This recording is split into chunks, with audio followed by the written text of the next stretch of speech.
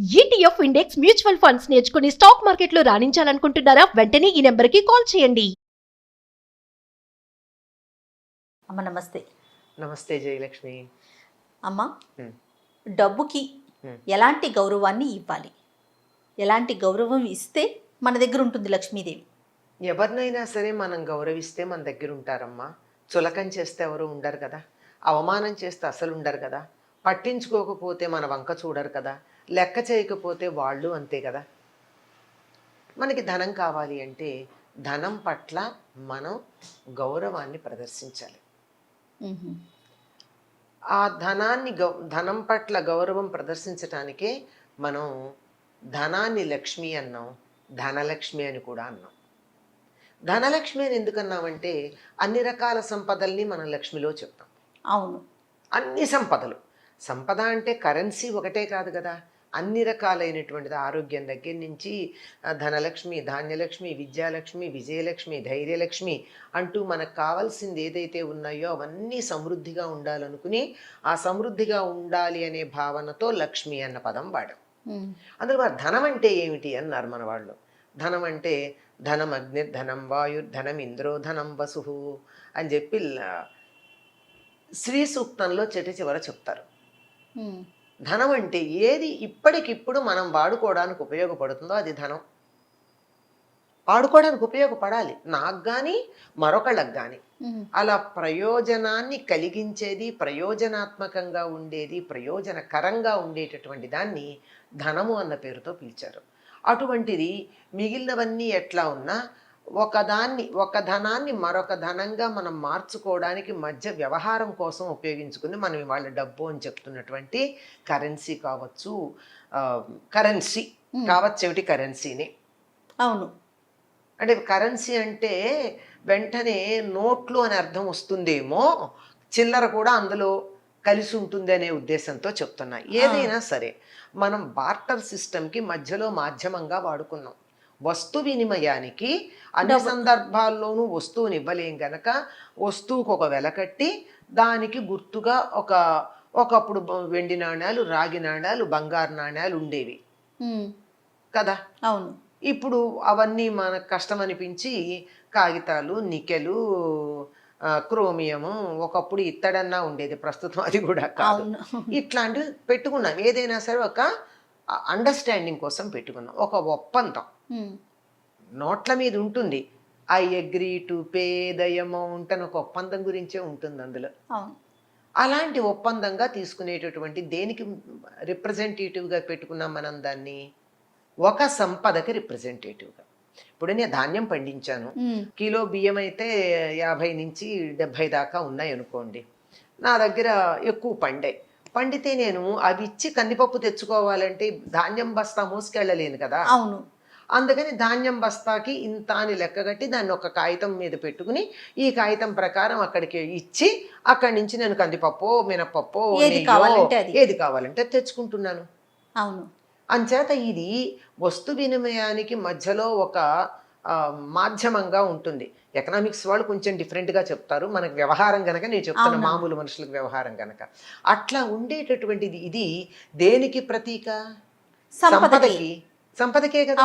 మరి సంపదకి ప్రతీక అయినటువంటి దీనిని మనం గౌరవంగా చూడాలా అక్కర్లేదా? ఖచ్చితంగా చూడాలి, గౌరవంగా చూడాలి. ఎవరైతే దాని పట్ల గౌరవం కలిగి ఉంటారో వాళ్ళ దగ్గర నన్ను గౌరవిస్తున్నారు, నాకు మర్యాద ఇస్తున్నారు, నన్ను పూజిస్తున్నారు అని చెప్పి లక్ష్మీదేవి వచ్చి కూర్చుంటుంది. లేకపోతే వీళ్ళు నన్ను చులకం చేశారు, నా పట్ల వీళ్ళకి లెక్కలేదు అని చెప్పి తను కూడా మనల్ని నిర్లక్ష్యం చేసేటటువంటి అవకాశం ఉంది. అందువల్ల ధనాన్ని, పోని ధనం అంటే వేరే సంగతి కాదు, దేన్నైనా సరే మనకి పనికొచ్చే వస్తువు అనుకున్నటువంటి దాన్ని చులకం చేయకూడదు. మనకి ఇంట్లో పూర్వం పెద్దవాళ్ళు ఉంటే చెప్పేవాళ్ళు, ఇప్పుడు అందరికీ పల్లెల్లో తప్ప ఎక్కడా అటువంటివి లేవు. ధాన్యం బస్తా ఉంటే కాలుతో తన్నకూడదు అన్నారు, కనపడితే కళ్ళకి దండం పెట్టుకోవాలి. కూరగాయలు కనపడితే దాన్ని తన్నకూడదు, కూరగాయ కావచ్చు, పండు కావచ్చు, ఏదైనా సరే ఇది మనకు ఉపయోగపడే వస్తువు అనుకున్న దేన్ని కూడా మనం గౌరవంగా చూడాలే తప్ప దాన్ని చులకన చేయడం కానీ, కనీసం చీపురుతో చిమ్మరమ్మ, చేత్తో తుడుస్తారు కానీ కింద పడితే కూడా, అంటే దాని పట్ల గౌరవం. అలా గౌరవం చూపిస్తారు గనక దానికి దాన్ని మనం వాళ్ళకి బాగా ఉంటుంది. ఒక పొలాల్లో అంతా చూడాలి అంటే ప్రత్యేకంగా చీపురు కాకుండా పొలికట్ట అని ఒకటి తెచ్చుకుంటారు అక్కడ ఉండే చెట్లని. ఆ చెట్లను ఒక కట్టకట్టి దాంతో తుడుస్తారు తప్ప చీపురుతో తుడవరు ఉమ్. అవును. కదా. అవును. అంటే అలా గౌరవించిన చోట ధాన్యం లక్ష్మీదేవి. ఉంది. అలాగే మనం డబ్బుని కూడా గౌరవించిన చోట డబ్బు ఉంటుంది. గౌరవించకపోతే అది మన దగ్గర ఉండవలసిన అవసరం ఏముందో ఒక మాట చెప్పండి. ఉమ్. ఏదైనా ఇచ్చిపుచ్చుకోవటమే కదా. కానీ మనం అట్లా లేదు. ఈ మధ్యకాలంలో అస్సలు లెక్కే లేదమ్మా. ఎట్లా పడితే అట్లా వాడతాం. ఇలా నోటితో ఇట్లా అని రూపాయలు లెక్క పెడుతూ ఉంటాం. కరెన్సీ నోట్లను లెక్క పెట్టడం చూస్తాం. లక్ష్మీదేవిని ఎంగిల్ చేయడమా? ఎంత తప్పమ్మా. చిన్న పిల్లల్ని ఇలా ఎంగిలి ముద్దు పెట్టుకోవడానికి ఒప్పుకోమే మనం. అవునమ్మా. అవునా? ఉమ్. అట్లాంటిది లక్ష్మీదేవిని అలా నాలుగుతో ఇట్లా అని కాగితాలు లెక్క పెట్టడం అనికొస్తుందా? తప్పు. చిన్నపిల్లలైతే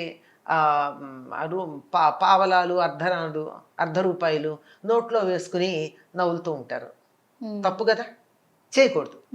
ఇంకా కొంతమంది పిల్లలు ఇంట్లో క్యారమ్ బోర్డు లేకపోతే రూపాయి కాయిన్స్ పెట్టి దాంతో క్యారమ్ బోర్డు లాగా ఆడతారు. అంటే ఆట వస్తువా? కాదు కదా, ఆట వస్తువు కాదు కదా, దాన్ని గౌరవించాల్సిందే కదా. ఇంకా కొంతమంది తీసుకొచ్చి అలా విరాస్తారు. అందులో ఒకళ్ళ పట్ల ఒకళ్ళకి కోపతాపాలు ఉన్న సందర్భం అయితే మరీను ఇంకా స్పీడ్గా వెళుతుంది.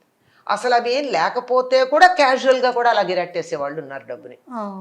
అంటే దాన్ని ఒక పేపర్ కిందో లేకుంటే మేము ఇంకొక వస్తువు కొనటానికి ఉపయోగపడి ఇది కూడా ఒక వస్తువే అని చూస్తున్నారు తప్ప సంపద అనే దృష్టిలో సంపద అసలు దాన్ని గౌరవించాలి. గౌరవిస్తే మన దగ్గర ఉంటుంది అన్న భావన లేకుండా అయిపోతూ ఉంది. దాన్ని కూడా ఇంకా నేను ఒకటి చెప్తా, అది డబ్బు అవునో కాదో తర్వాత మాట. కాగితం ముక్క కదా, కాగితం మనం సరస్వతీదేవి అనుకుంటున్నాం కదా, మరి సరస్వతిని మనం గౌరవించాలా? అది కూడా అక్కర్లేదండి, దాని మీద గాంధీ గారి బొమ్మ ఉంది, నువ్వు గౌరవించాలా అక్కర్లేదా అని చెప్తాను నేను. అవునా కదా? అంతే. మరి ఏదో ఇండోనేషియాలో లాగా మనమేమి గణపతిని వేసుకోలేదు, ఇంకో దేశం లాగా లక్ష్మీదేవిని వేసుకోలేదు. ఇండియాలో కాదండి, బయట దేశాల్లో ఉంటాయి ఈ బొమ్మలు కాగితాల మీద, నోట్ల మీద, రూపాయి వాళ్ళ కరెన్సీ మీద. మన దేశంలో లేదనుకోండి, మనం టూ సెక్యులర్. అంటే మధ్యకాలంలో కదా సెక్యులర్ అయ్యాం, మొదట్లో కాదు మనం. మధ్యలో వచ్చింది సెక్యులర్ అనేటటువంటి పదం. సరే సెక్యులర్ అని అనుకుందాం పోని, అందువల్ల మనం వెయ్యం కదా. అంచేత దాన్ని పోని కాగితం ముక్క అనుకోండి. కాగితం దేనికి సంకేతం? సరస్వతికి సంకేతం. సరస్వతిని నిర్లక్ష్యం చేయకూడదు కదా. కాలుతో తన్నకూడదు, చేత్తో ఇట్లా ఎంగిల్ చేసి ఇట్లా లెక్క పెట్టకూడదు, విసిరివేయకూడదు అని చెప్పుకుంటాం కదా. అందుకన్నా దాన్ని గౌరవించాలి. మేమండి చాలా కష్టపడుతున్నాం, మేము కష్టపడేదానికి మాకు కోట్లు ఉండాలి కానీ లక్షలు కూడా ఉండట్లేదు మా దగ్గర అంటారు అని అంటూ ఉంటారు. లక్షలు వస్తున్నాయి కానీ అయినా అది అంతవరకే వస్తున్నాయి అంటారు. ఏమిటి? నిలబడలేదు, లక్ష్యం చేయటల్లా, దాని మీద మీకు లెక్క లేదు, గౌరవం లేదు. కానీ పడిన శ్రమకి ఫలితంగా ఇంతో అంతో వస్తోంది. మీ నిర్లక్ష్యానికి ఫలితంగా అది మీ దగ్గర నిలిచి ఉండట్లేదు. మీట నొక్కితే దీపం వెలిగినట్టుగా విద్యుత్ దీపం, మీరు చేసిన శ్రమకి డబ్బు వస్తోంది కానీ వచ్చింది ఉండట్లేదంటే మీరు దాన్ని గౌరవించట్లా, కూర్చోవడానికి తగిన స్థానం ఇవ్వట్లా.